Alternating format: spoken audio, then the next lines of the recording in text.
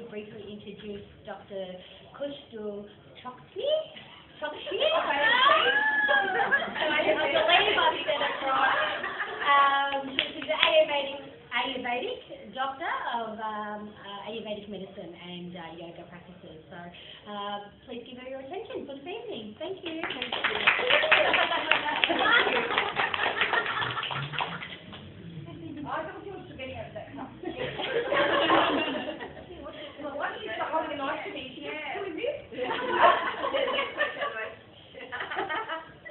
It's a sharp knife, so I can say everyone that. Do you understand? Okay. Good evening, ladies, and I'm so excited to be here and to see everyone here. Thank you, Lisa, for giving me an opportunity to say some words about Ayurveda and yoga. So, before we're going to start, everyone has something in their mind. What is Ayurveda and what is yoga? How many people know what is yoga? Yeah. How many people have heard about yoga? Everyone. I think so. And how many people have heard of Ayurveda? Yes, that's good. So Ayurveda and yoga both are sister sciences. It's, we can say, at both sides of the one coin. Right? So this is my business, Om Yoga and Ayurveda. I'm running at 3 places, regular, epic, and going to start very soon in CBD. So whomever would like to contact me, on the phone number is there. You can contact me. Now, we are going to see what is Ayurveda. Some of the person asked me before we start this. It says, what is Ayurveda? Even I can't pronounce properly. So, I just separate it. Ayu means life.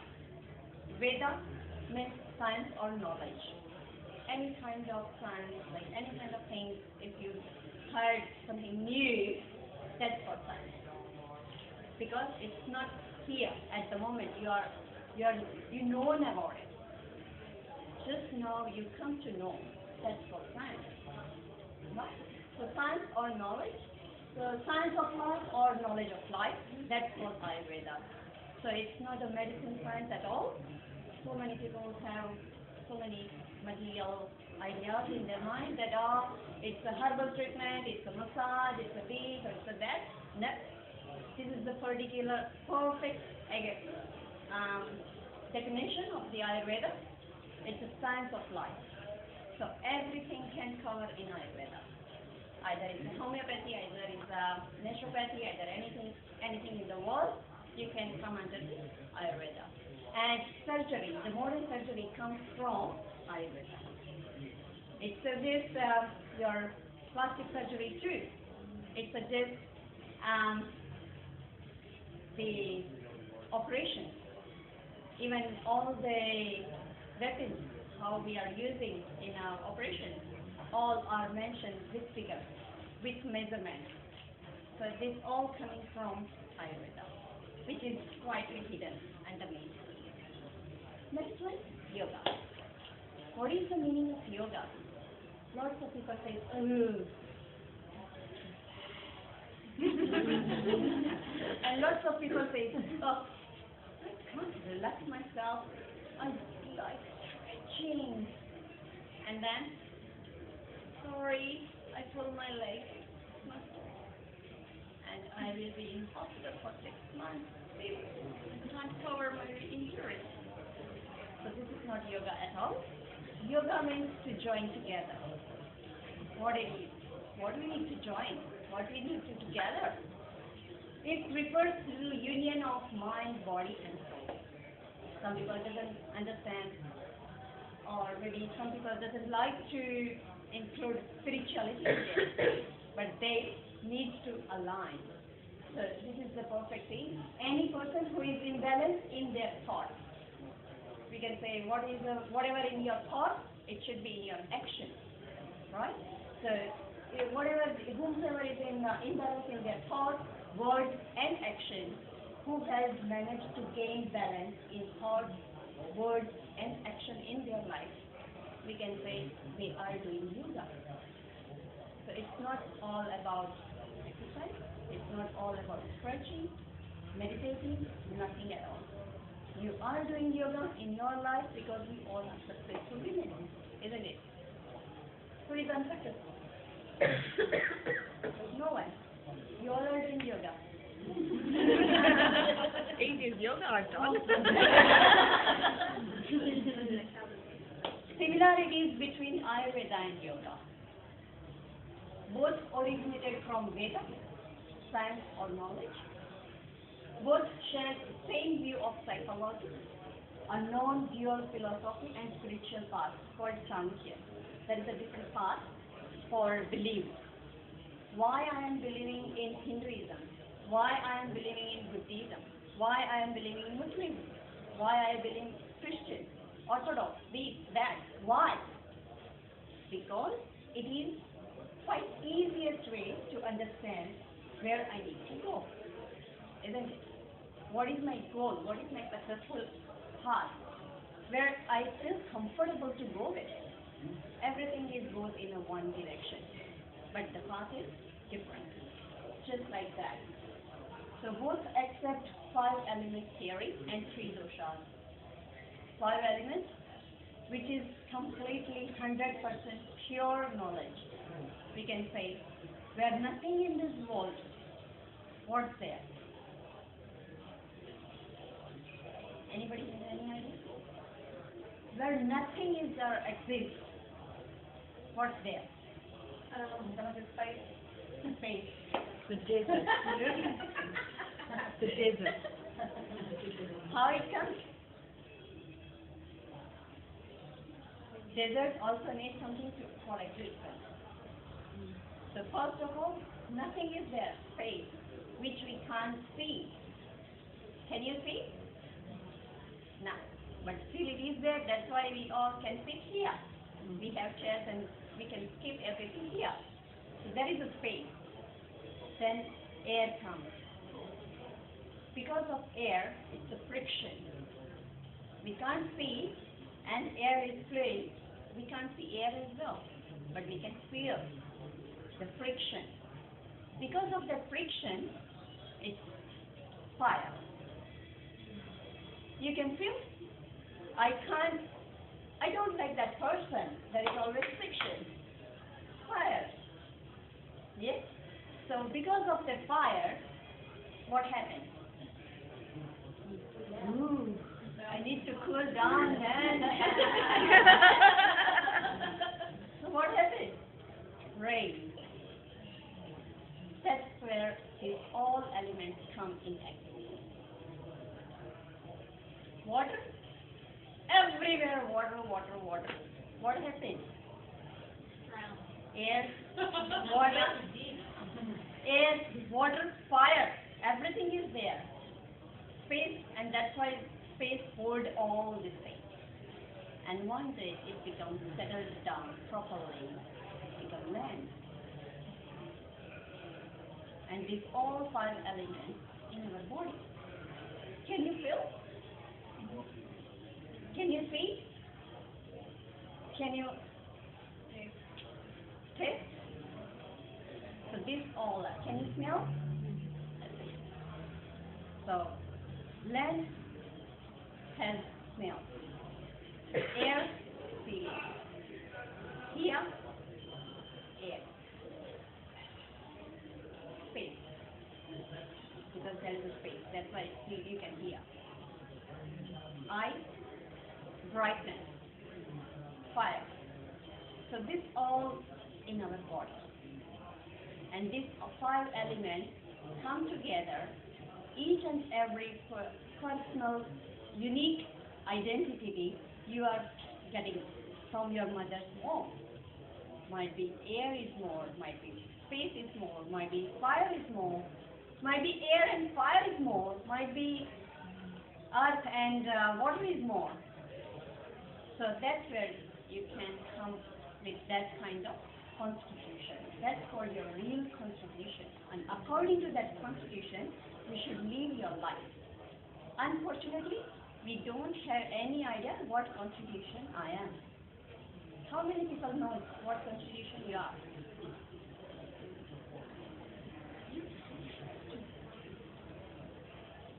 Next. Another similarity. We all are a bunch of 72,000 channels.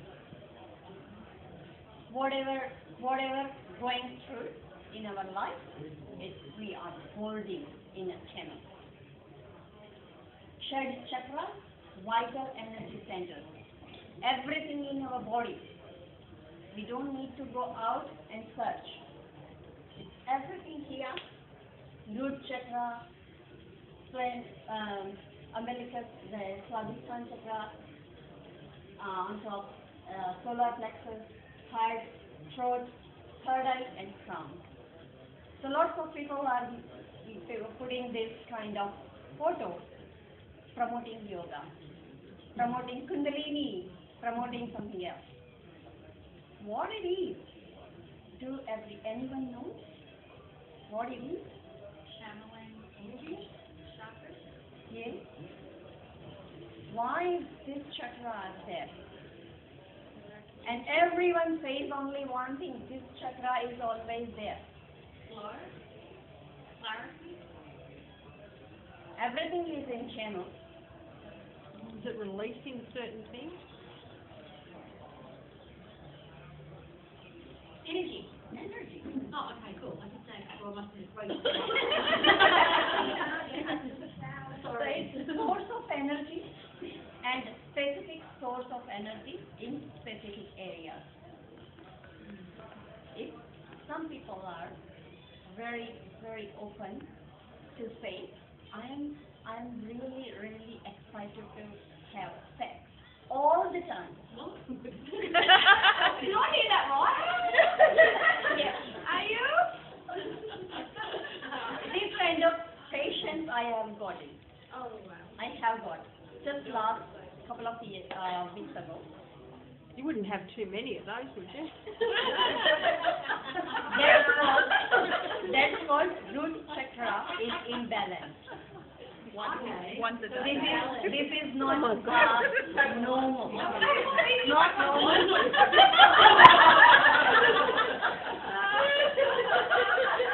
And 5 feet, 5 koshas. That's called your layer of your body. Now, these things never ever accepted by modern science. Just a decade ago. Now, they accept all these things. Because they got some paperwork, because they got some experience, because they got all things, whatever the procedures they need to do, they have done. And now, they are believing in energy too. The positive energy can work on you. They are believing on those areas too. So that's why they made a yoga therapy. So next, what is your aim in your life? Success. Everyone would like success. And success measured by, I think so. Lots of people. I can say I am very satisfied, but unfortunately I don't have money. Do I success? Yes. Yes. How long? How long? In your life, in your mind, you are successful. Yes. See, that's the thing. Not, it's like imagination. I am successful thinking, but in my mind. Because I am satisfied person. I don't need anything else. No money, no house, no this, no that. It's just limited for me only, not our others. Right? So this is the thing. True, real, 4 aim in our life should be first righteousness. If we follow Ayurveda and Yoga rules and regulations, human being is able to evolve to a higher level of moral, social, and spiritual consciousness. If we have these things, we have a good understanding. The problems or whatever comes to me in my life. I have morals in my life. I have some understanding, so I can accept it and I go further. Next, well, by helping to stabilize the mind and body, pranayama, like a breathing technique, and asana, the postures. That's why we need little bit postures and asanas as well. The person, the clarity of mind helps them to get the financial independence. If you are clear in your mind, I have a couple of people heard here that if you are clear what your target market, you will be boom. Why? Clarity of mind, clarity of subject, isn't it? So that you can get it from conscious breathing, sex or desire, any kind of desire. Even when involving acts of intimacy and conception, yoga and Ayurveda plays a vital role in creating the next generation of higher awareness. Now, contribution to the community. This way, awareness, if we create, then only we can give our community. And the other, salvation. By study of Ayurveda and yoga, human beings can achieve materialistic happiness, which is anyway, anytime goes down. At the end of their life, they can get unpredictable and unexpected happiness called ananda. Maybe you have heard this word in yoga. And this is the last thing. Everyone needs detox. If you are in this group, Ayurveda believes in 5 procedures and yoga believes in 6 procedures for the detox. Because Did you have vomiting up there? yes, lots of things are there. If I start talking, it will take 1 hour.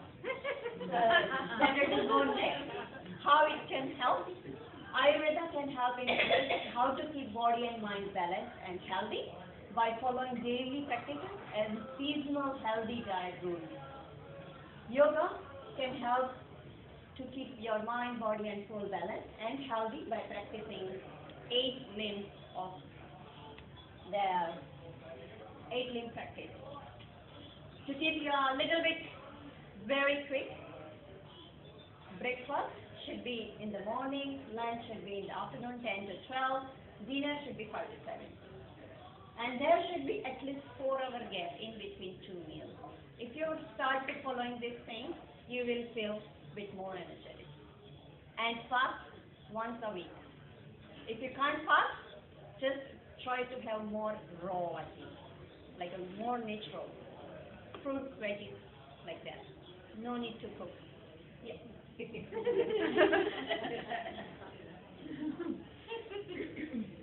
to 8 hour night sleep, pranayama and yoga, and this is the thing. What's your constitution?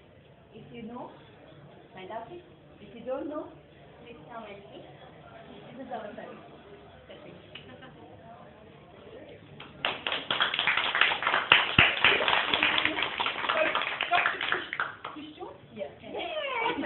She's going to post on the Power Up page, the main page tonight of her business. She's got a workshop coming up, so she'll post on the main page. Give her a big hand. Thank you very much. So part of what our group does is we actually don't get outside speakers. We try to build up our members, their confidence, and this lady has just really been blossoming and growing, and it's been amazing to watch. So thank you so much. It's awesome. Next month, who's speaking next month? It's you. Next month, and I'm just doing a little talk about our events. So thank you very much for coming and have a great night. Really appreciate it.